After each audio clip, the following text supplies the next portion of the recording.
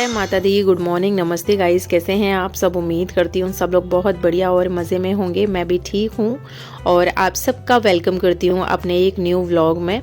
आज के मेरे व्लॉग की शुरुआत हो रही है मॉर्निंग से ही। तो अभी मैं ब्रेकफास्ट बना चुकी हूँ, लंच भी बना चुकी हूँ, क्योंकि ना आज मुझे बनाना है सरसों का साग। और सरसों के साग को कटिंग चॉपिंग करने में और उसको बनाने में बहुत ज़्यादा टाइम लगता है। तो हस्बैंड तो चले गए हैं ऑफिस, बच्चों की छुट्टी है, तो बच्चों का इतना ज़्यादा ना कुछ ज़्यादा टेंशन है नहीं। लेकिन फिर भी मुझे बीच में से ना काम छोड़ के ना किचन में ना लगना पड़े, इसलिए मैं किचन का काम ख़त्म कर चुकी हूँ। बाकी का घर का काम पड़ा हुआ है, अभी वो मैं इसलिए नहीं किया है क्योंकि ना साग को बनाने में ना बहुत ज़्यादा टाइम लगता है और बहुत ज़्यादा गंदगी भी फैलती है यहाँ पर। तो सबसे पहले मैं साग की ना तैयारी करने लगी हूँ और मुझे गाजर का हलवा बनाना है, तो उसके लिए मुझे गाजर भी छील रही हूँ। मैं यहाँ पर गाजर छील ली हैं, उसके बाद में यहाँ ये मैं कद्दूकस भी कर ले रही हूँ, क्योंकि ना मेरे पास में ना काफ़ी सारा दूध इकट्ठा हो गया है। तो आज मैं दूध के साथ में गाजर का हलवा बनाने वाली हूँ, जो कि मेरे बच्चों को भी बहुत पसंद है और उसका टेस्ट भी काफ़ी अच्छा आता है, मावे के हलवे से ज़्यादा अच्छा आता है।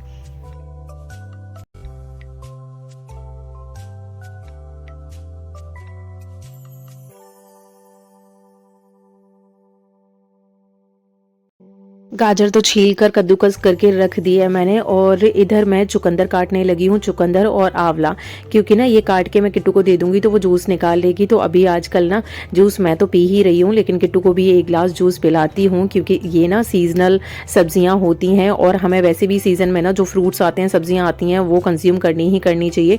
और ये जो जूस होता है वो तो ना स्किन को भी काफ़ी इम्प्रूव करता है, हेल्थ के लिए भी काफ़ी अच्छा होता है। उसके बाद में फिर ये जो सरसों की जो पतली पतली सॉफ्ट वाली जो डंडियाँ थी ना, उनको भी मैंने ऊपर से ना छील लिया है। उसके बाद में इनको मैं काटने लगी हूँ, क्योंकि सरसों के साग में ना इसका भी बहुत अच्छा टेस्ट आता है। इसको डालने से ना जो सरसों का कड़वापन होता है वो बिल्कुल ही नहीं आता है इसके अंदर। फिर मैंने अपनी चॉपिंग वगैरह करके तो मैंने रख दी है। उसके बाद में आप देख ही रहे हो कितना ज़्यादा ना कूड़ा निकलता है, इसीलिए मैंने सफाई नहीं करी थी घर की, जो ना झाड़ू पोछा और ये डस्टिंग वगैरह इसलिए नहीं करी थी, क्योंकि ना मुझे पता था कि इतना ज़्यादा ना गंद निकलना ही निकलना है। और आज ना हमारे यहाँ बिल्कुल भी धूप नहीं निकल रही है। अगर धूप निकल रही होती ना तो फिर मैं ये सब कुछ लेके ना ताम झाम अपना लेके ऊपर जाती है धूप में, ना धूप भी लग जाती थोड़ी बहुत देर, और मैं अपना ये कटिंग चॉपिंग करके भी मैं ले आती। लेकिन आज हल्की हल्की ना बूंदाबांदी हो रही है, तो बिल्कुल भी धूप निकली ही नहीं है। और आप देख ही रहे हो कितना ज़्यादा ना कचरा फैलता है इससे।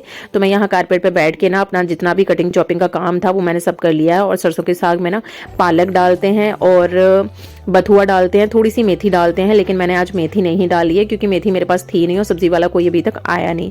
तो 1 केजी के आसपास में मैंने सरसों ली है उसमें, और 2-2 गड्डियाँ मैंने ली हैं पालक और बथुए की, क्योंकि ना उसमें 1-1 गड्डी के आसपास में तो कूड़ा कचरा निकल ही जाता है।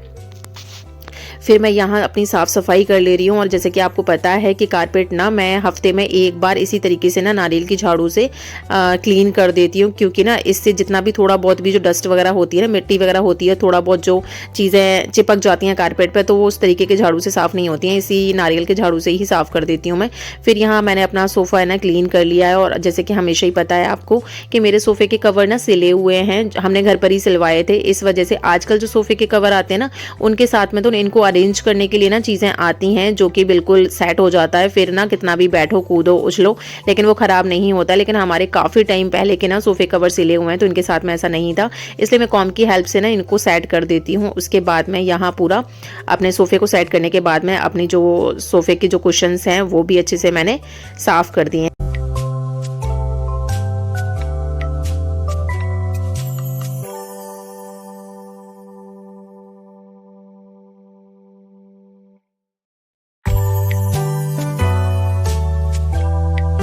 ये सेंटर टेबल हमारी कांच की है, तो इसको मैं कॉलीन की हेल्प से ना अच्छे से क्लीन कर देती हूँ, क्योंकि ना ये चमचमा जाती है इसको इस तरीके से साफ़ करने से।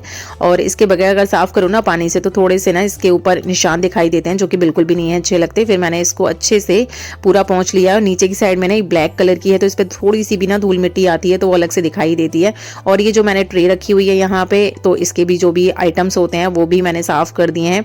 और अभी सर्दियाँ हैं ना, तो गेट तो लगभग सारे बंद ही रहते हैं सर्दी की वजह से, तो इतना ज़्यादा गंदगी आती नहीं है। लेकिन फिर भी हर दूसरे दिन तो थोड़ा सा ये है कि डस्टिंग करने की ज़रूरत पड़ जाती है।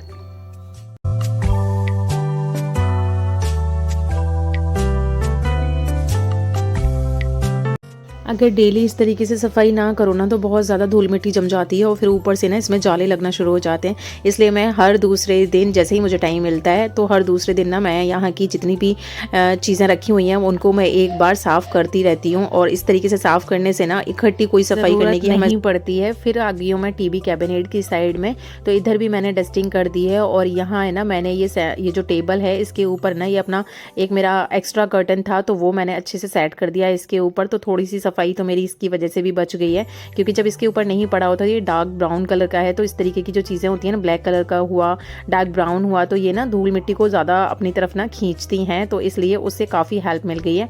फिर मैंने अपने सरसों की जो भी कटिंग चॉपिंग की ना, जो भी चीज़ें थी वो तो मैंने इसमें डस्टबिन में भर दी हैं। उसके बाद में फाइनल तरीके से एक बार मैं यहाँ अच्छे से फिनिशिंग से लगा दे रही हूँ झाड़ू।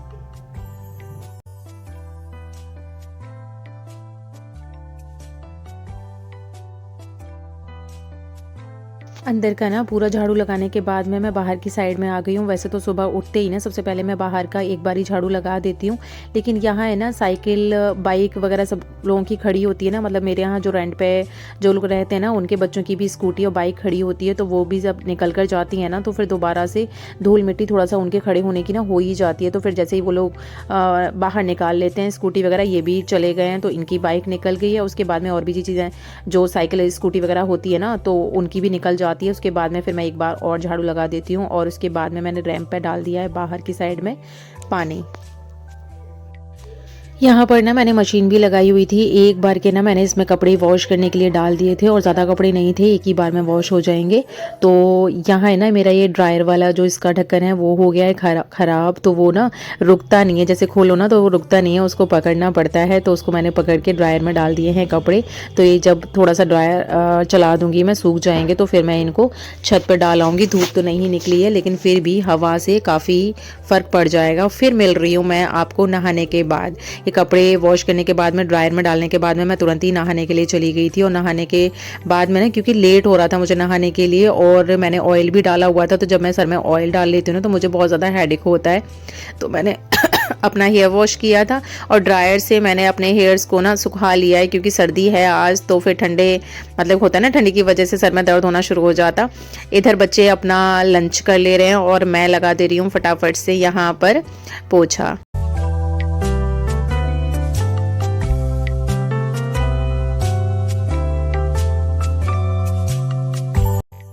अब आ गई हूँ मैं किचन में, अपना पूरा काम ख़त्म करके फिर हाथ मुँह धो के मैं किचन में आ गई हूँ।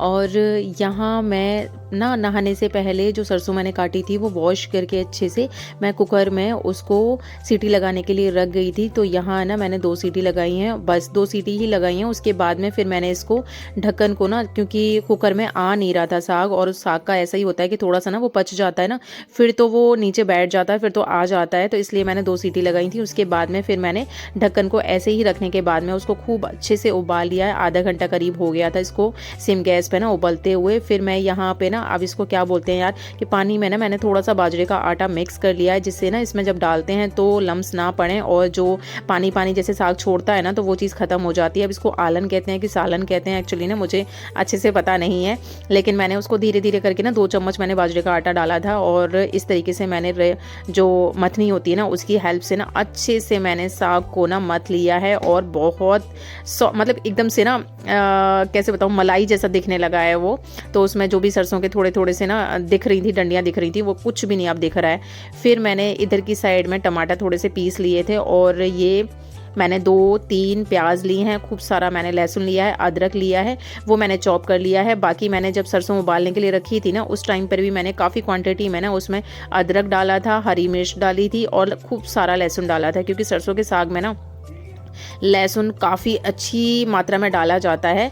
तो फिर मैंने जो चॉप करी हुई जो प्याज थी वो मैंने तेल में डाल दी है। थोड़ी सी मैंने 2 लाल मिर्च ली थी साबुत, जो कि मैंने तड़के के साथ में डाली हैं। और उसके बाद में मैंने टमाटर जो पीस लिए थे वो मैंने डाल दिए हैं। वैसे तो चॉप करके भी टमाटर डाल सकते हैं, लेकिन ना किट्टू नहीं खाती बिल्कुल भी, तो बच्चों को ना इस तरीके की चीज़ें भी खानी चाहिए, क्योंकि हेल्थ के लिए भी काफ़ी अच्छा होता है ये। और फिर मैंने ना इसमें डाल दिया है अपना जो भी मैंने साग रेडी किया था ना, वो मैंने डाल दिया है। और इसको अब तो बनने में ज़्यादा टाइम नहीं लगेगा, लेकिन इसको मुझे पूरा चॉपिंग कटिंग करने में ना, सब कुछ ना बनाने बनाने में ना 3 घंटे आराम से लग ही गए हैं। और ये ना साग मुझे बहुत ज़्यादा अच्छा लगता है, बहुत ज़्यादा, क्योंकि बचपन से ना हम खाते ही आ रहे हैं। और हमारे यहाँ ना एक आंटी रहती थी, पंजाबी आंटी, वो बनाती थी। उनसे ना पहली मतलब फ़र्स्ट टाइम मैंने उन्हीं के हाथ का खाया था, तब से ही मुझे ये स्वाद लगा है। उससे पहले नहीं इतना ज़्यादा पसंद था। फिर मैंने ना इसमें नमक डाल दिया है। उसके बाद में मैंने 2 चम्मच भर के ना देसी घी भी डाल दिया है, क्योंकि ना इसमें देसी घी का ना बहुत अच्छा स्वाद आता है। और वैसे भी मैंने ना जब तड़के के टाइम पर भी मैंने इसमें तेल नहीं डाला था, उस टाइम पर भी मैंने इसमें देसी घी ही डाला था।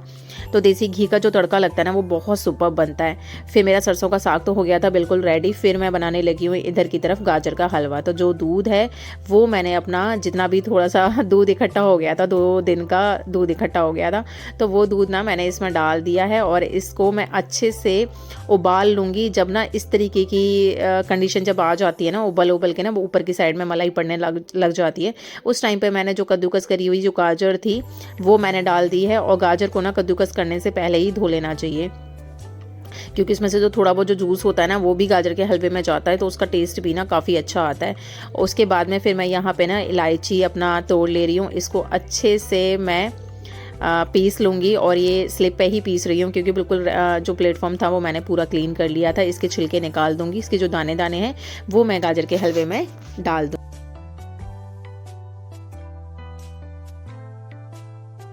यहाँ पर मैंने चीनी भी डाल दी है और ये इलायची डाल दी है, जो कि अभी कूटी है मैंने। उसके बाद में फिर इसको मिक्स कर देंगे। और चीनी ना इसी स्टेज पर डाल देनी चाहिए, क्योंकि चीनी डालने से ना काफ़ी थिक होना स्टार्ट हो जाता है हलवा। और 10 मिनट बाद ही देखिए हलवा ना इस तरीके से छिटकना स्टार्ट हो जाता है, तो इसका मतलब है कि हलवा बिल्कुल बनने वाली कंडीशन में है। जिस तरीके से सूजी का हलवा बनाते हैं ना, तो जब वो कढ़ाई छोड़ना स्टार्ट हो जाता है तो समझ लो कि रेडी हो गया है। इसी तरीके से गाजर के हलवे का भी सीन रहता है। तो गाजर का हलवा बिल्कुल ही मेरा रेडी हो गया है।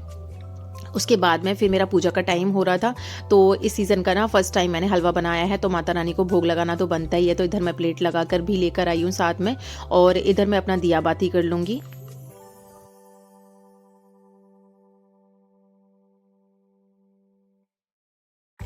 फिर आ गई हूँ मैं किचन में, और ये भी ऑफिस से आ गए हैं। तो इधर मैं बना ले रही हूँ गर्मा गर्म रोटियाँ बाजरे की, और यहाँ मैं आटा लगाने लगी हूँ। और बाजरे की रोटी का ना ऐसे होता है कि जितना ज़्यादा अच्छे से आटा लगा लोगे ना, उतनी ज़्यादा रोटी अच्छे से बनेगी। पहले मुझे रोटी बिल्कुल बनाना नहीं आती थी बाजरे की, मक्के की, लेकिन लास्ट सीज़न से ना मैंने स्टार्ट किया। और फिर बस ऐसे ही होता है कि जब ना हम अपना मन बना लेते हैं कोई भी चीज़ सीखने के लिए, तो कुछ भी मुश्किल नहीं होता है। एक बार ख़राब होगा, 2 बार ख़राब होगा, थर्ड टाइम आ ही जाता है बिल्कुल।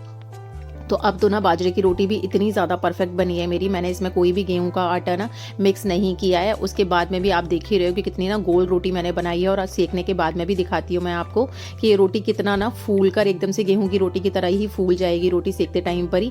बस इसका ना थोड़ा सा 1-2 चीज़ें होती हैं जो कि करते करते ही समझ में आती हैं, कि बस जब हम रोटी तवे पर डालते हैं तो तवे की जो आग होती है ना वो ज़्यादा तेज़ नहीं होनी चाहिए, स्लो होनी चाहिए, क्योंकि आधा जो रोटी का प्रोसेस होता है ना वो तवे पर ही हो जाता है। उसके बाद में फिर गैस पर इस तरीके से ना बस 2 मिनट ही सेकनी चाहिए। 2 मिनट में ही रोटी एकदम से ना बढ़िया फर्स्ट क्लास ना सिक जाती है अंदर से भी। और देख ही रहे हो आपकी रोटी ना कितनी ज़्यादा फूल गई है। एक रोटी और मैंने बनाई है, वो भी बहुत अच्छे से फूल गई थी, जो कि मैं दिखाती हूँ अभी आपको।